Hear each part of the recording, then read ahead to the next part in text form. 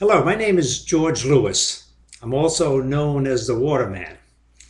I belong to the Rotary Club of Lakewood Ranch, Florida, District 6960. I've been a Rotarian for about 10 years, moved to Florida about a year ago.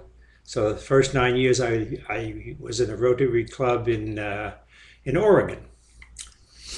What I do is I help put Rotary water projects together. I find host clubs and they have projects, and then I find international clubs to be partners with them. And I put them together.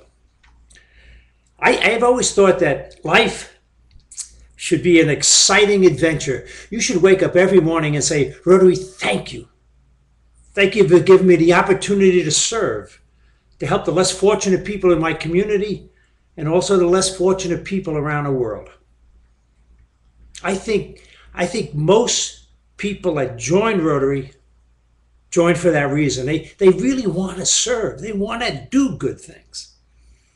But, a lot of Rotarians are just like ordinary people. They want to do good, but for some reason, they just don't do it. And I think it is because they're in a box. I call it a conformity box. Now, people that are in a conformity box, they don't like change. They don't like to take risk. They fear failure. They don't live a very exciting or rewarding life. But most of them are happy. So I don't have any problem with people that are in a conformity box because that's what life's all about, being happy. But if you want to soar like an eagle, you got to get out of that box. So that once you get out of that box, you can do wonderful things. You can do the things that you've always wanted to do. But in order to do those things, you have to be able to take action on those things that you really want to do. Well, you might say, well, that's easy. I can take action. But in reality, it's not very easy. Let me give you an example. Let's say you go to the doctor and you're 50 pounds overweight. And the doctor says to you, you know what? If you don't lose those 50 pounds, you're going to die. And you say, whoa, wait a minute, I don't want to die. So what do? You say, well, I'm going to go on a diet. I'm going to lose those 50 pounds. And what you do then is you think of all the good things that will happen if you lose that weight. You'll feel better. You'll have more energy, more enthusiasm. You'll have less chance for getting a stroke or diabetes or heart attack. And you'll have a better chance of living a longer life. And with all of these great benefits, why then do most people that go on a diet, they don't lose the weight? And I think it is because they only think of the benefits. And you also have to think about the other side of the equation. And I think the other side is like I call them these rotten, stinking deterrents, the things that want to sabotage what you really want to accomplish. So if you really want to lose weight, you have to give up pasta and desserts, beer, martinis. You got to get on a treadmill for a half hour. You got to walk around a block 20 times. And all diets say you have to drink 8 glasses of water every day. Now, if these deterrents are so strong and they're so hard to do or give up, and they hurt, and they become more powerful than the benefits, guess what happens? You're not going to be able to take action. And without action, nothing happens. So if you really want to take action, you got to look at those deterrents and beat them with a stick. Get rid of them or minimize them. Let me give you a personal example. A few years ago, 2006 actually, a lady from another Rotary Club came and talked to our club about installing stoves to the poor Mayan Indians in Guatemala. After the meeting, a friend of mine, an 82-year-old Rotarian, said, George, let's do it. Let's go to Guatemala. Let's help these people. So I said, okay. So we went there. Now, these Mayan Indians, they live in these shacks in a dirt floor. They put 3 stones on a dirt floor, and then they put the wood on the stones. They light it up to cook, and the room is filled with smoke.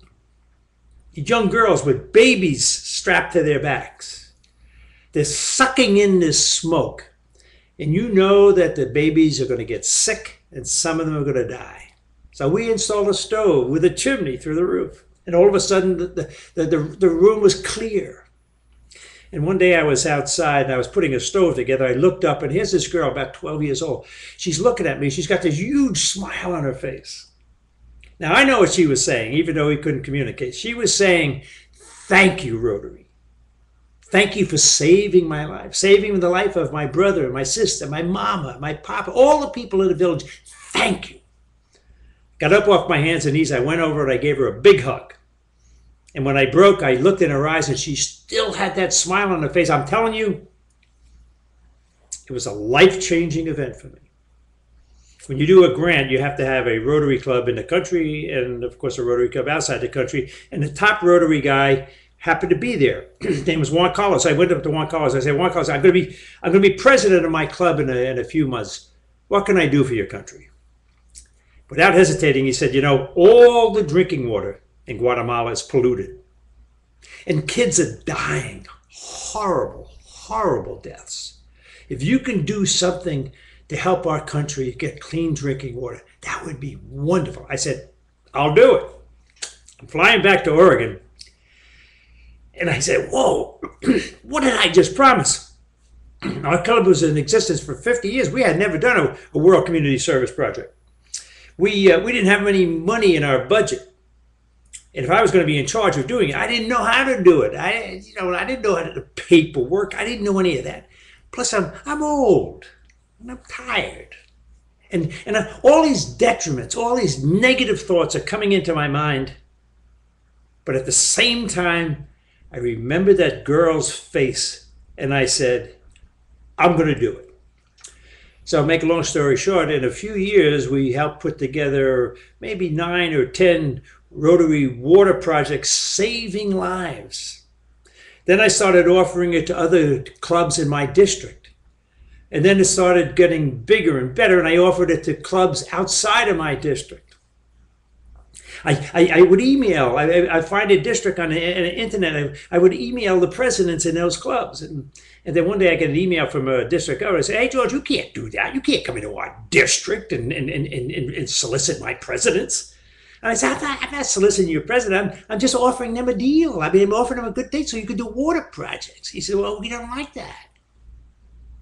Well, then I said, okay, well, it was too late. I already had their names. But then all of a sudden, Rotary changed the rules, and they came up with this pilot program where you only, and I begged the clubs in Guatemala, don't be a pilot, don't be a pilot. But they became a pilot. My club was not a pilot. We couldn't work. I couldn't work with them anymore. I said, I'm out of business. So just then I got an email, and the person said, hey, George, I want to be your friend. I said, well, I don't even know you. Well, I throw it in the garbage. A few days later, I get sick another one. I want to be your friend. Hey, what is this? I'm popular, but I don't even know you. I threw it in the garbage. When I got the third one, I looked it up, and it was Facebook. I said, whoa, this is fantastic. There's millions of people there. All these Rotaries clubs and Rotarians and all this. I said, I'm back in business. So what I did, I looked up, I went to a country, I don't know why, but India. So I got all the district governor-elects, and I looked them up, and I looked at if they were on Facebook. And the ones that were on Facebook, I emailed them, say, hey, you want to be my friend? And they said, yeah, well, I want to be your friend. And I said, well, you want to do a water project? And they said, yeah, I want to do a water project. I said, this is wonderful. So then I found partners for them, and that's what I do. I do that. Now, to make a long story short, in just these few years since 2006, we've helped over 600,000 less fortunate people to have clean drinking water. We work now in 28 different countries. I mean, it's just wonderful. Now, if you want to do it, you besides taking action, you have to do it now. Back in November, I was going to take a physical, and I had to take a blood test. And a few days later, the doctor calls me up and says, "Hey, George, you must feel lousy." I said, "No, I don't feel lousy. I feel great. I play golf 3 times a week. And the days I don't play golf, I walk 2 miles every day with fast pace. I feel great." He said, "Well, you shouldn't feel great. Blood test shows you lost half of your blood." I said, "Whoa. What are we going to do?" I said, "Well, we're going to take more tests." I took more tests. He calls me up a few days later. He says, "George, we found out you have colon cancer." So I had to have 1/3 of my colon taken out. Now, I'm not telling you this because to bring you up to date on my physical problems, because I know you don't care about that, but I'm telling you because there's a moral to the story. You know, when you get told you have cancer, your life changes. You think about all the things that you've accomplished, but you also think about all those things you wanted to do, but you never got around to doing them. And you say to yourself, "You know what, if I get another chance at life, I'm going to do these things. I'm going to do them bigger and better. But I got to do them now," because, you know, the opportunity can be taken away from you at any moment. So I can't wait till next week or next month or next year. I got to do them now. I think if you take that attitude, whether you're 21 years old or 81 years old, your life will be better. You'll be a better person. You'll be a better Rotarian. So now, let me tell you about an exciting new thing that we're doing. We're putting together what we call a Rotary Global Run for Water fundraiser. It's going to be a fundraiser held in September. It will help Rotary clubs around the world to raise money so that they can participate in Rotary water projects. And it will be simple. We leave it up to the club what to do. They can do a 5K, a 10K, a marathon, or they could just do a simple stroll around the park. We don't care. We have a board put together. We only started this a few weeks ago. We have a board put together of so far 9 powerful, passionate Rotarians from all around the world, and it's to raise money. And if you're interested, after the video, you can go onto my Facebook profile and ask me to send you some information. We also have on Facebook where you can like it. Facebook, you like it. It's a Rotary Global Run for Water, and go to it and like it. And we also are going to have hopefully a district champion from each district to help promote this and to organize it and to help motivate clubs to participate. And we hope to raise over $1 million this year. It's very, very exciting.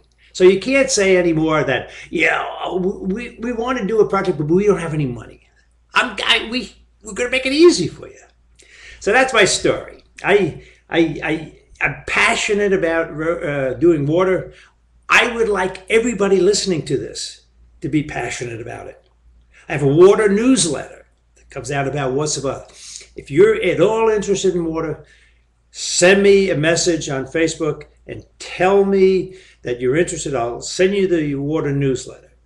And hopefully you'll join my team, or the Rotary team, or the Global Run team. It will help the less fortunate people around the world to have a better life. What more rewarding thing can you possibly do in life? Thank you. Now, I'm an old man. Now I got to find out how to turn this thing off. Yeah, there you go. Here it is. Now I can't do it. Wait a minute.